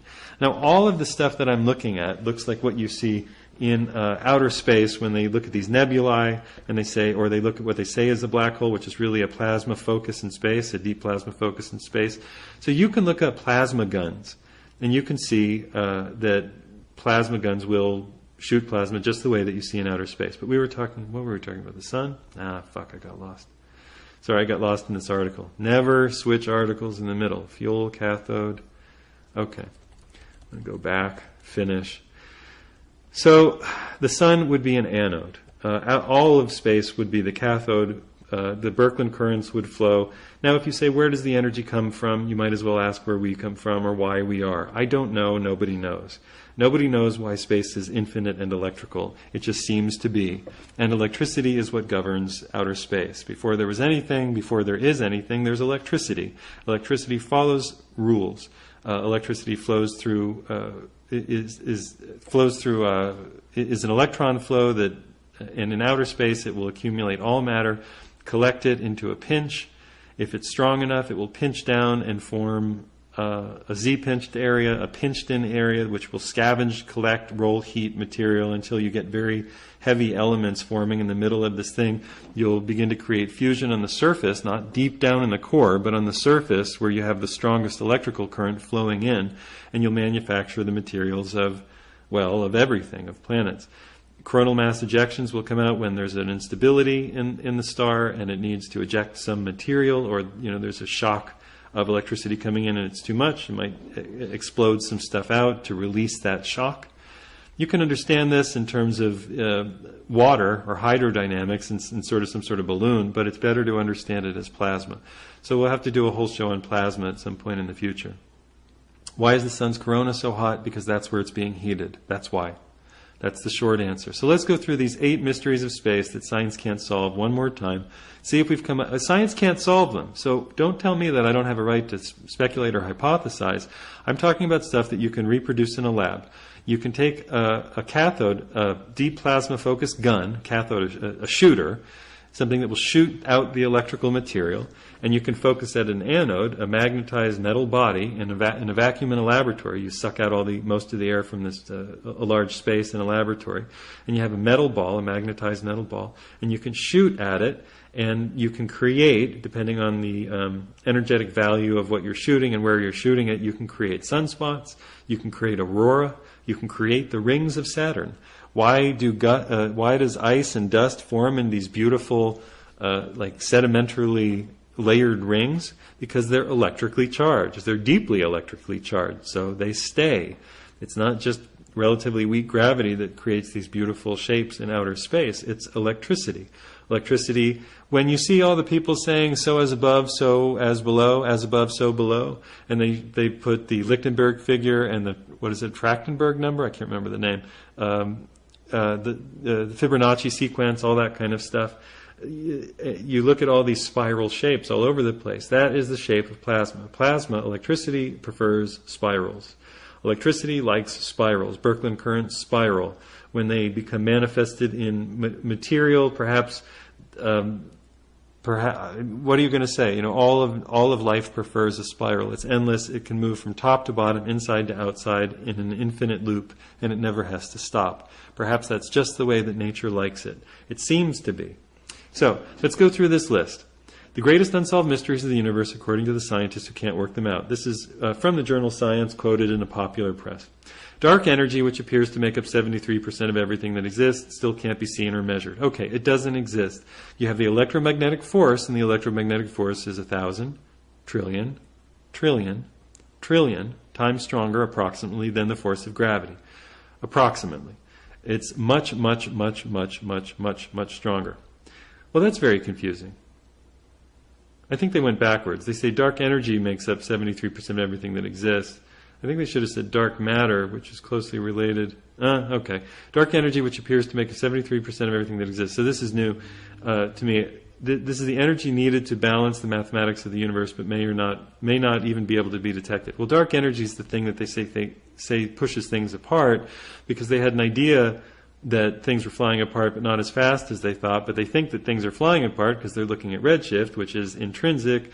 That is, it's built in. It's an energy signature. It's like having a bright red light or a low red light. It's not telling you how fast something is going.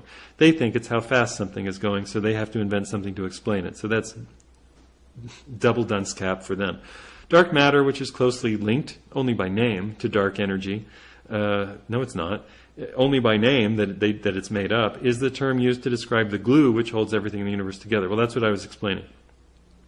Dark matter, the glue that holds everything together, isn't really there, and they don't need it. What you have is the electromagnetic force, which can contain at a distance, attract at a distance, and repel at proximity. This is Liam Scheff Show on UCY TV, Truth Frequency Radio. We're going to take a short break and finish this list and move forward into mysteries of science that Big Bang can't explain. Support independent journalism by buying a book, official stories, or going to my PayPal link and putting in $5, $10, $20 into the kitty to say thank you for this free educational seminar.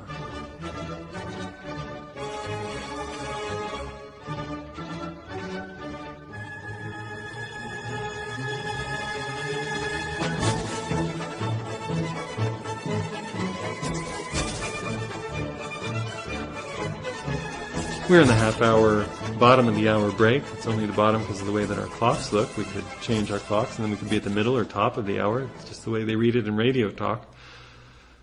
There's an experiment. I don't remember what it's called. I don't think it's the... let me look it up. I don't think it's the Michelson-Morley experiment. But there's an experiment where somebody tried to prove that Einstein's ridiculous idea that time changes when you move fast was true. They tried to prove it true. And they put some planes going around really fast, and they moved them really fast.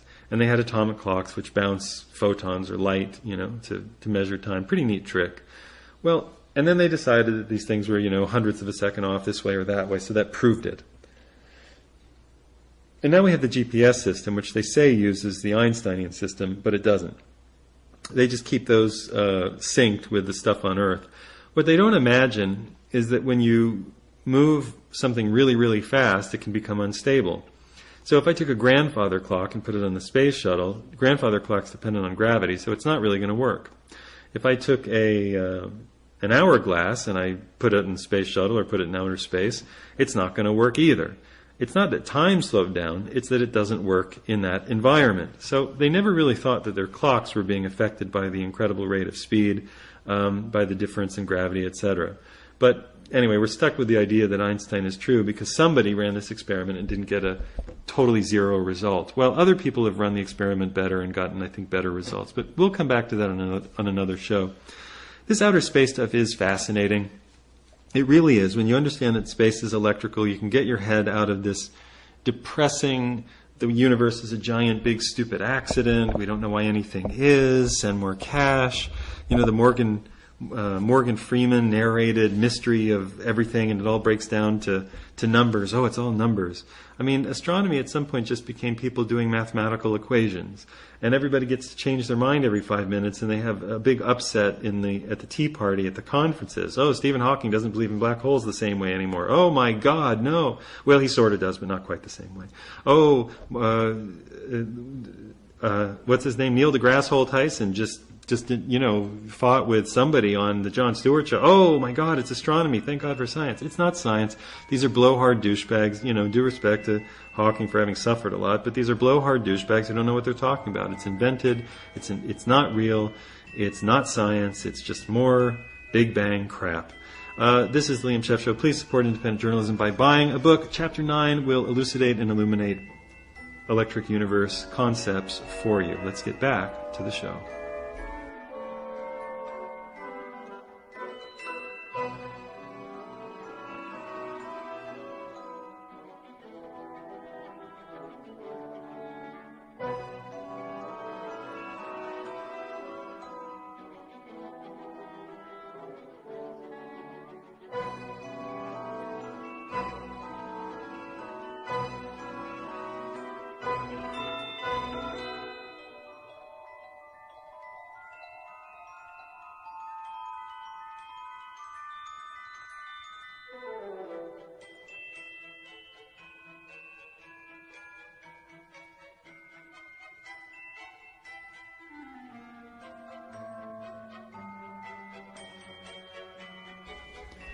Welcome back to the Liam Scheff Show, this seminar on outer space, consciousness, diet, shoulder tendinitis.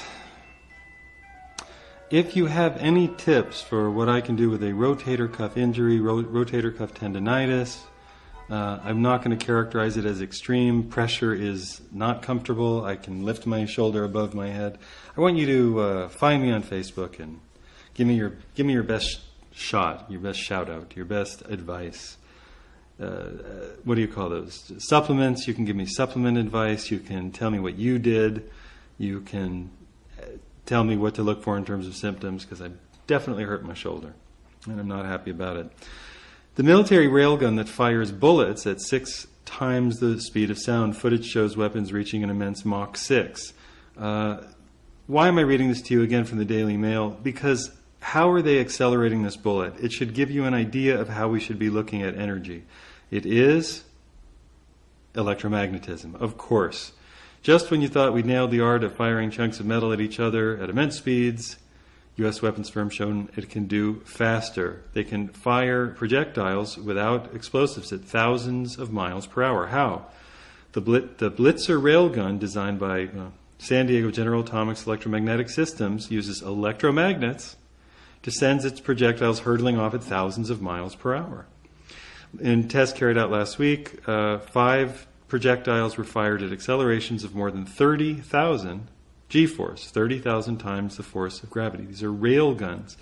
I'm not we all, it's cool, I guess, to be able to do that, but the reality is that this is what electromagnetism, this is the force and power of electromagnetism versus gravity, versus explosives. This is a perfect test of Big Bang. It works by using powerful rail-like electromagnets to create magnetic fields inside the chamber. These drive the projectile, a huge chunk of metal, along the chamber before unleashing it at incredible speeds. Does that sound like... Have we not been talking about outer space, electromagnetism, incredible power, incredible distance? Electromagnetism is the name of the game. The military is going to use it. Why won't the sciences? How does this reach its speeds? Railguns use electricity instead of gun power to accelerate a projectile at 6 or 7 times the speed of sound, using an electromagnetic force known as the Lorentz force. We can look that up right now. In fact, the gun accelerates a projectile between 2 rails that conduct electricity. So the object is, of course, metallic and magnetic, and it responds to the electromagnetism shooting it out. And we can talk about that another time. Tests have shown that the weapons can fire a shell weighing 20 pounds over 5,400 miles per hour for over 100 miles, with such force and accuracy that it penetrates 3 concrete walls or 6 half-inch thick steel plates. Six steel plates, 3 inches of steel, or 3 concrete walls. Why do we have to sell anybody on the force of electromagnetism? Why aren't we looking at this in space? Electromagnetism is how life and space work. Let's go to the next article. One more from Daily Mail. Supermassive black hole in the Milky Way is spewing out rays at 1,000 times more powerful than anything else in our galaxy. Did we not just have the electromagnetic ray gun? Did we not just see the power of electromagnetism? Did we not just see it? Why do we have to have a black hole? Black holes don't spew. I thought they sucked. I thought black holes didn't let anything out, not even light. No, not. But what we're seeing is, listen to this. For a long time, indirect measurements and theory have led scientists to believe that our galaxy should have cosmic ray factories providing energies of 1 PeV, or looks like 1 quadrillion electronic volts, if I got that right. But until now, the most energetic rays ever detected was the order of 1. Oh, fuck them. I'm not going to read their language. Hold on a second. Cosmic rays are. But listen to this. What they're saying is, we're having quadrillions of volts, electron volts. That's electricity. Notice they don't just want to say electricity, electron volts. They don't want to just say that this is electrical. They deduce that a supermassive black hole in the center of our galaxy is the most likely source of these unusual rays. Really? They're not unusual. They happen all the time. So then they have their theory, their make-believe nonsense about how things become electrified due to like friction or whatever. Now they show the Hadron Collider, which is what? Electromagnetic. Yes, the Hadron Collider is a giant electromagnet spinning things through electromagnetism. So why do we need a black hole? Do you see how crazy the mainstream scientific... Now there's an image here. I swear to God, there's a painting of space, and then there's a black spot in the middle. And I swear it says, artist impression of black hole. And of course, what you really see is a bright plasma torus. You see a toroidal plasma donut, shooting out, and they have a picture of that, shooting out artist impression of bright beacon in space. Well, that's real, many, many light years long, believed to be powered by a black hole. No, it's powered by the spinning torus right beneath it. Yeah. You see, they get the railgun right, and then they can't just apply the same stuff, the same technique, the same science, if you want to call that, to what's happening in space. So above, so as below. So below, so above. I've got list25.com. They have 25 puzzling mysteries from outer space that will leave you baffled. I bet we already solved most of the interesting one, iciness of Saturn's rings. They don't mean the iciness, they mean why there's still water there. They think that there shouldn't be any water. Really, the rings shouldn't be as big as and as beautiful and organized as they are. Hot Jupiters, we talked about that. A hot Jupiter is the name of a gas giant that is what? Hot. It's almost a star. Almost a star. So a hot Jupiter is a brown dwarf or a red dwarf that looks like a star. So what does that matter? They are stars. They're low-glow stars, and that was likely our proto-star or our first sun. Maybe, probably. Here is Gizmodo.com, the objects in space we really, really can't explain. Color of Jupiter's red storm, incredible iciness of Saturn's rings. Hot Jupiter, we did that. Hot Jupiter is what low-glow stars are. Then they have gamma ray bursts. We've done gamma ray bursts. These are the incredible explosions from the plasma toroids in outer space, or that produce enough of an electrical current and a fast and strong enough electrical current that they give off radiation. Gamma ray burst They write gamma ray bursts, WTF, are often called the brightest electromagnetic events in the universe. Well, they admit that they're electromagnetic, so why are they confused? They release more energy in a few seconds than a typical star will during its entire lifetime.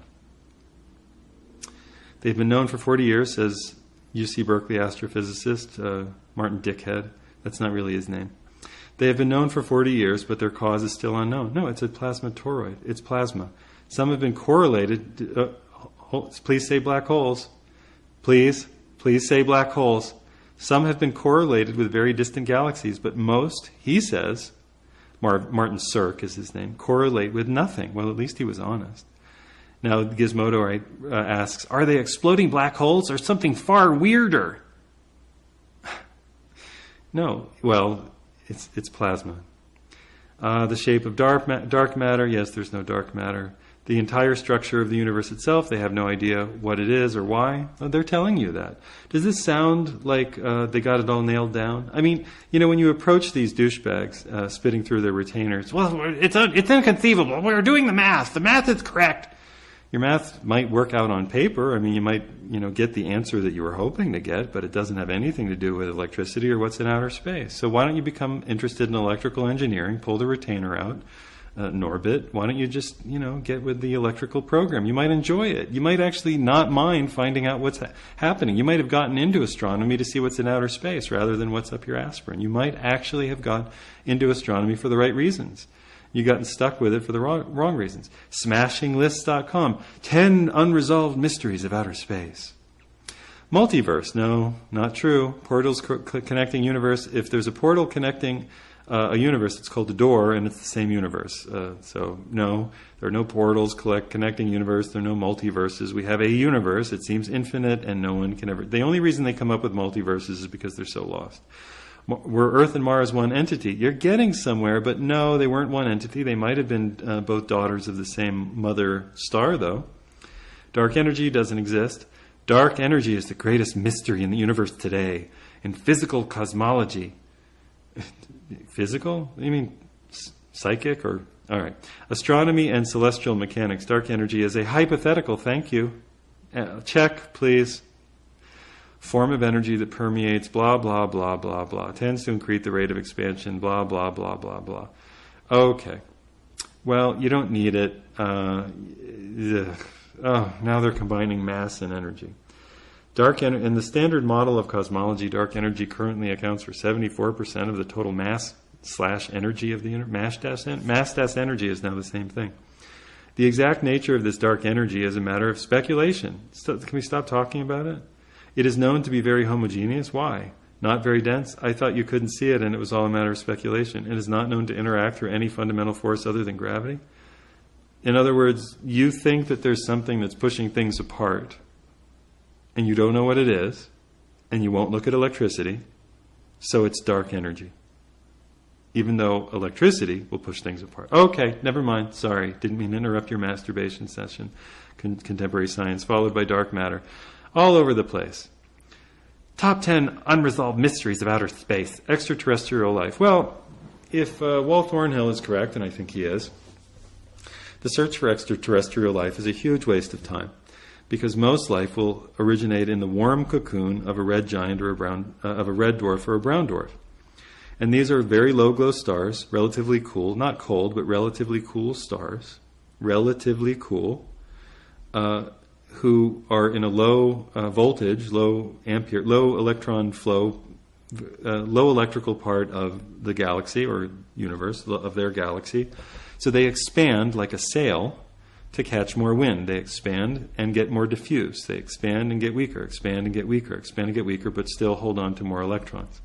So a big low glow, that's red, low glow, low energy. Another reason for low energy, another reason for the red color would be low energy on the infrared scale.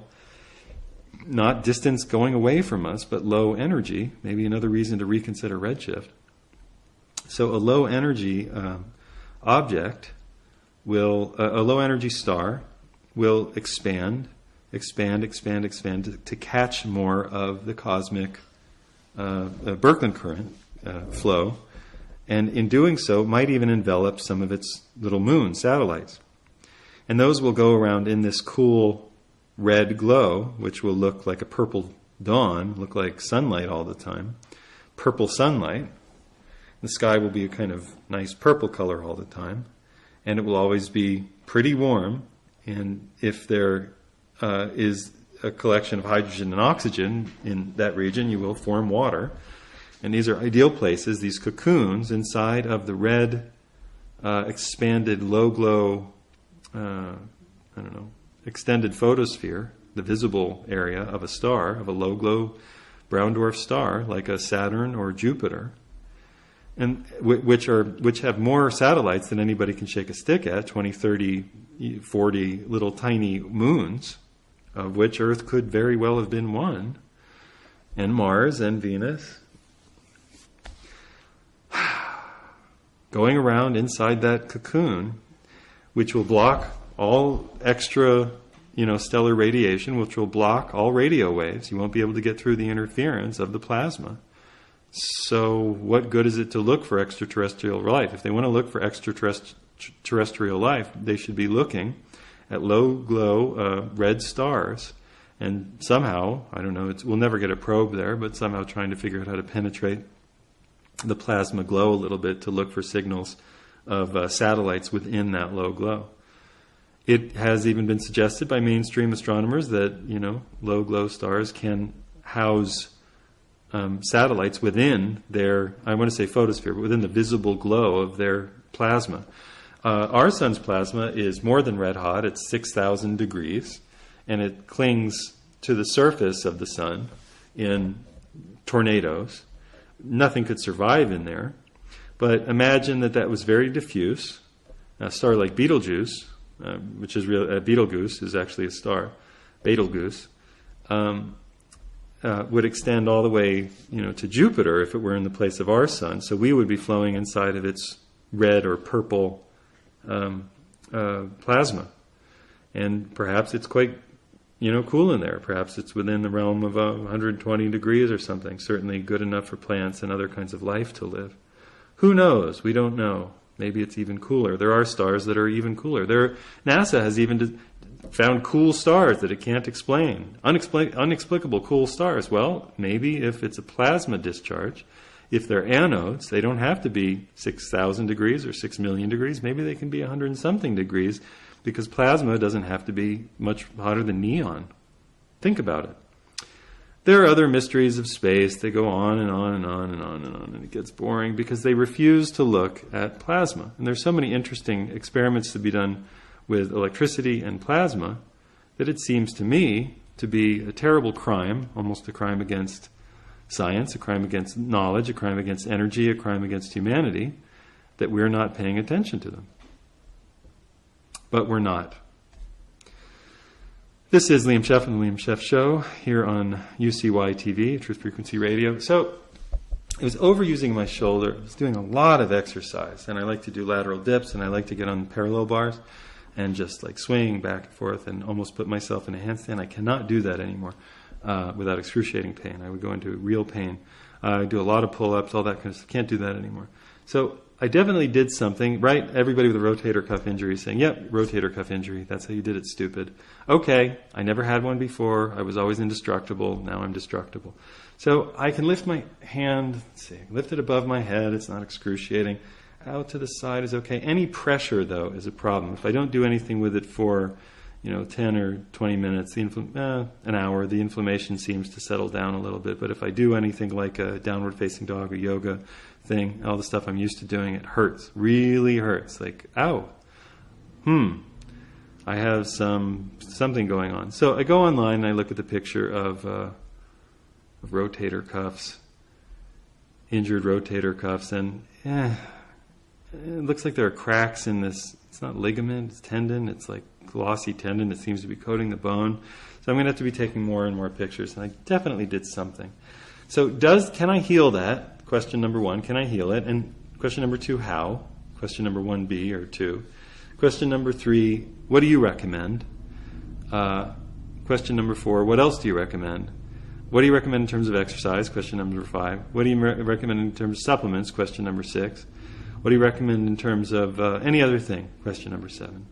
So you can help me with my rotator cuff injury and figuring out how to heal it as I scour the internet for tales of how to heal rotator cuff injuries. I'm really, honestly, I get very depressed about it because I'm very active and I'm really in a kind of a bad mood because, life's not been that easy and I've always just been able to rely on my physical self to get around the world. And now there's a Healthy Plus lifestyle person, a life coach or a health coach, who seems like a nice girl, who had she had a shoulder injury, and she took Zyflamend, which is an herbal thing from New Chapter, whatever, I'll take it, skullcap, Huzang, barberry, rosemary, Chinese gold thread, green tea, which I already take, ginger, or holy basil, organic oregano, turmeric. I already take a lot of turmeric. I'll take more. And then Cissus Pro, CISSUS Pro 1000. Cissus quadrangularis is a plant extract. It's great for tendons, ligaments, and joints. It's the only cissus extract produced that's made with veggie caps. So I guess she's a vegan. So I'm going to look at the Cissus Pro from Keter Wellness, and Zyflamend I might skip because I take all those things in. Well, I don't take skullcap or holy basil. I'll look into it. We'll see. Maybe I'll just take skullcap and holy basil. So what can you recommend? You Weston Pricers, I already hear you saying bone broth. I already hear you saying it. I know. I'll take some collagen. I understand. Don't like bone broth at all, but I'll think about it. Anyway, I'm interested in your feedback because it hurts. I'm not excited about it. I'm not excited about being old at 45. Not really. I was supposed to have, whatever. You get what you get. This is Liam Scheff Show on Carpal Tunnel Syndrome Network, UCY, and Truth Frequency Radio. We're all getting a little bit older. If you're young, enjoy it. Take good care of yourself. You will get older. Keep taking good care of yourself because you don't want to hit the wall really hard. I have had a pretty good run, and I intend to get better. I intend to do my best to get better. I'm not just giving up. There are people with worse problems. I know there are people with worse problems than a shoulder that hurts and can't do a lot of exercise. But I've never been that person. I've always been the strongest in my, I'm just always had strength, always. And it's been a great pleasure to be able to go through life knowing that however bad things were going, at least I could do some physical work, I could do physical labor, I could do a construction job if I needed to. It seems unlikely right now. Fuck. This is the Liam Scheff Show on UCY TV, Truth Frequency Radio. You can support independent journalism and all the things that I do and we do by going and buying my book, Official Stories, right there on Amazon. New book in the works, American Heretic. Be introducing some new concepts to help us figure out what's true and what's not. Falsifiability being one of them. That was Karl Popper's thing. Not Orville Redenbacher, but Karl Popper, different guy. No snack food maven he. No snack food baron. You can also go to my PayPal link, please, and put in $5, $7, $10, $15, $20, $25, whatever you can afford. Put it into the kitty with my thanks. Give me $50, I will, and send me find me on Facebook. I will send you an autographed book. Seriously. I'm going to make that a going thing. But I said it, so I'll do it. This is me saying thank you to you. Stay well, stay tuned, see you next time. Remember that scientists lie, just like priests lie, like popes lie. Don't grant them any special favors. Plant a garden, grow food, love your loved ones. Love well, love the people who are kind to you, love the people you wish to be kind to. Stand up for integrity, keep an open mind, don't shut your mind because of childhood incident or accident. Reach out past beyond your programming and find a way in the world that, makes the world bigger, brighter, and happier. And with those words, I will leave you with a little Wagner. See you next time.